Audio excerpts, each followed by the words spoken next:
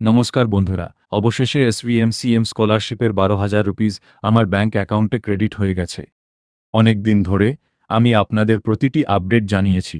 আমার আবেদন 25 June sanction হয়েছিল, পোর্টালে স্কলারশিপ অন ডিসবার্স দেখাচ্ছিল, কিন্তু ব্যাংকে টাকা আসছিল না। এই নিয়ে আমি এসভিএমসিএম হেল্পলাইনও কথা বলেছিলাম। ওনারা জানিয়েছিলেন ফান্ড অ্যালট হয়েছে, তবে ব্যাংকে ক্রেডিট হতে কিছুটা সময় লাগতে পারে। আজ অবশেষে আমার অ্যাকাউন্টে পুরো 12,000 রুপিস ক্রেডিট হয়েছে। তাই যাদের এখনও টাকা আসেনি তারা অযথা দুশ্চিন্তা করবেন না।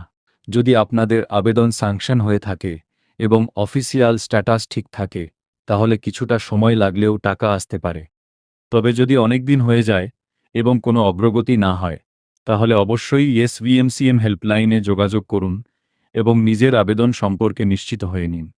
এই আপডেটটি যদি আপনাদের কাজে লাগে, তাহলে ভিডিওটি লাইক করুন, শেয়ার করুন এবং আরও অফিসিয়াল আপডেটের জন্য চ্যানেলটি সাবস্ক্রাইব করুন। ধন্যবাদ।